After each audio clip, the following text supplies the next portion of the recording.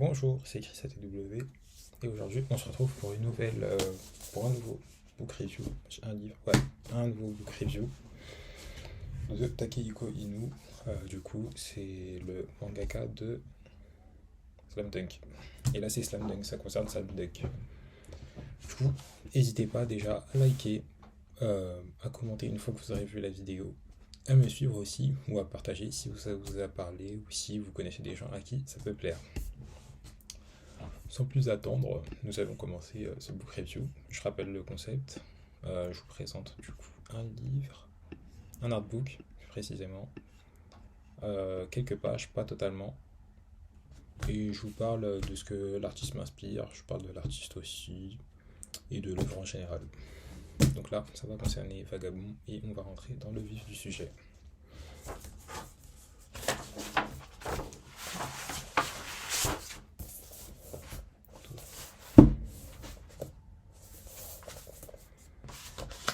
Attendez, j'ai dit Vagabond. Il y a moyen que j'ai dit Vagabond, je sais plus. Bref, en tout cas, c'est Slam Dunk. Je pensais à Vagabond, du coup, il y a moyen que je l'ai dit. Donc, à savoir que Takehiko Inoue, il a appris le dessin en autodidacte. Il n'est pas allé en école d'art. Je ne sais pas si j'ai montré le dos. Il a appris le dessin en autodidacte. Il n'est pas parti. À un moment, il avait le choix d'entrer en école d'art, mais il est parti en école de littérature. Comme l'école d'art, c'était cher. Et qu'il n'est pas tout seul dans sa famille. Un moment aussi, c'était, du coup, avant de faire des mangas et tout, c'était l'assistant aussi du mangaka de City Hunter. Et après, il a écrit d'autres histoires, et il en est venu après à écrire Slam Dunk. Ce que j'aime beaucoup dans Slam Dunk, en fait, c'est qu'on voit bien son évolution graphique, et même dans la narration. Au tout début, il a un style assez dans l'air de son époque à lui. Et au fur et à mesure des chapitres, il progresse de plus en plus et il y a de plus en plus de détails qui sont mis en avant dans son dessin. Je vais vous montrer après, je vous ferai un comparatif d'anciens dessins comparé à ce qu'il a fait dans la seconde partie du manga. Du coup, dans le manga, on suit Sakuragi, celui aux cheveux rouges, logiquement, qui est un voyou. De base, c'est un voyou. Et à un moment, il tombe amoureux en fait d'une fille. Et elle peut lui dire qu'il pourrait jouer au basket et que il a le gabarit, quoi. Comme il est assez grand, je crois qu'il fait presque 2 mètres, 1m90, un truc comme ça. Il est assez grand. Et son grand frère en plus, la fille joue au basket. C'est lui son grand frère en plus. On le surnomme le gorille. Du coup, il va se mettre à jouer au basket, il va se rendre compte qu'il est nul, mais il va pas lâcher, il va continuer de s'entraîner et au fur et à mesure, il va carrément commencer à aimer le basket. Celui-là, incroyable. Je l'avais refait au fusain.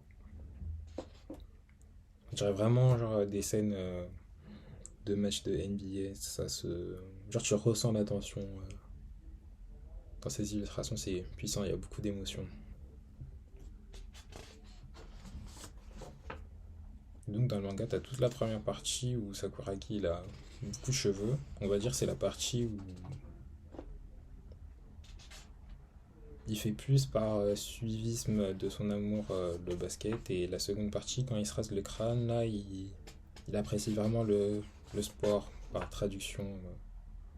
C'est un peu philosophique, mais voilà. Enfin, de toute façon, toutes les œuvres de Inoue ont une portée un peu philosophique. Pas un peu. Pas un peu.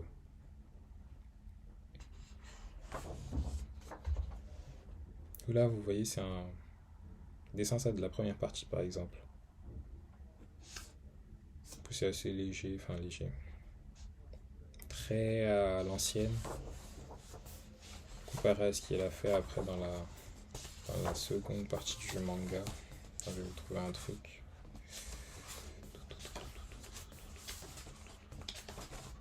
peux le faire en rapide. Là, derrière, il y a un truc.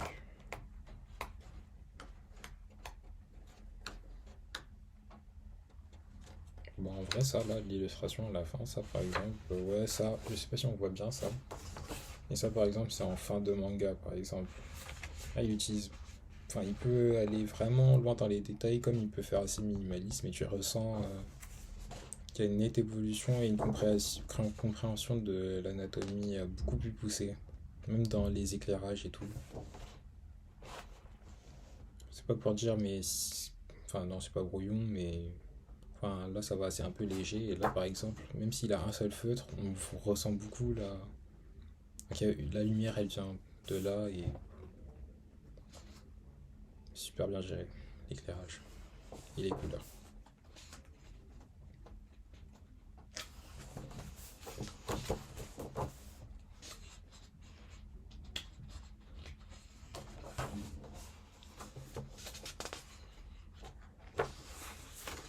On va un peu sauter.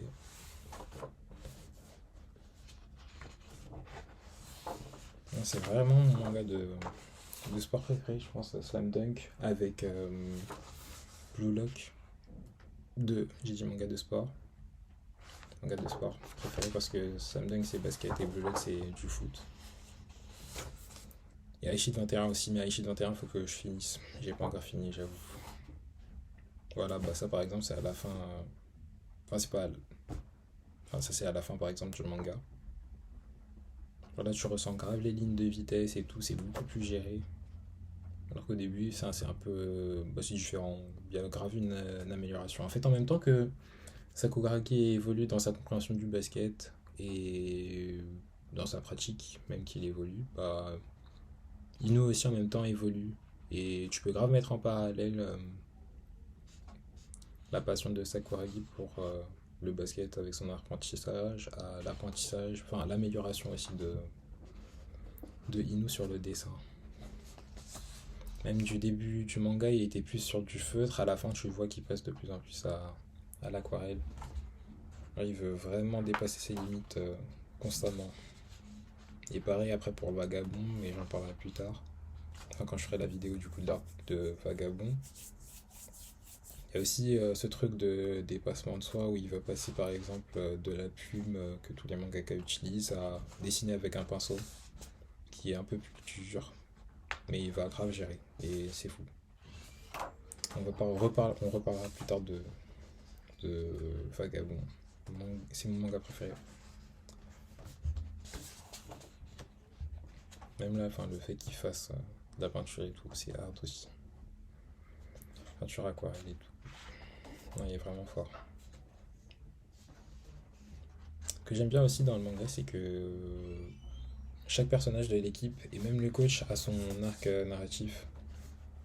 Ça veut dire que tout le monde évolue, ça c'est incroyable.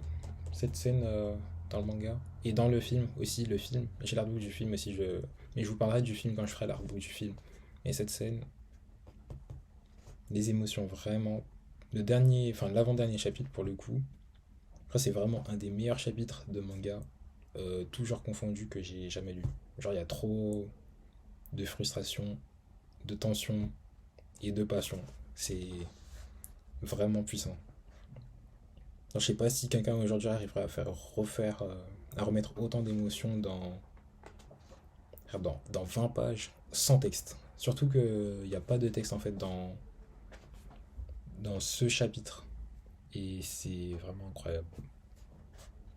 Je pourrais en parler longtemps. Mais bon, on va faire court et vu qu'il y a les illustrations à présenter. Donc ouais, comme je disais, chaque perso a un peu son arc narratif. Que ce soit Rukawa, par exemple, Rukawa, il me semble que c'est au dernier match qu'il a un peu sa révélation pour comprendre comment il doit faire pour évoluer au basket. J'ai oublié son nom. Et lui aussi, il a son évolution. Le gorille, pareil. Lui aussi, lui en plus, c'était un bandit en plus. Et après, il y a une histoire, mais je vais pas parler de l'histoire. Pour ceux qui n'ont pas lu, lisez. Et si vous voulez en parler, bah carrément commentez, hein. Moi je suis grave chaud de reparler du manga, que ce soit en commentaire ou en DM. Je... Slam Dunk c'est ma passion. voilà, là on arrive à la fin. Alors, franchement, j'aime beaucoup son style et j'étudie ça du mieux que je peux. Parce que vous voyez, au niveau des visages, il n'y a pas tant que ça de traits, mais il arrive quand même à avoir, avec quelques traits, il arrive à avoir une caractéristique pour chaque personnage. Et après, les corps et les vêtements, ils sont beaucoup plus détaillés. J'aime beaucoup cet aspect, c'est super puissant. Et il y a grave un truc où ça laisse respirer aussi le visage, j'aime bien. Genre, c'est pas trop surchargé pour rien. Du coup, voilà.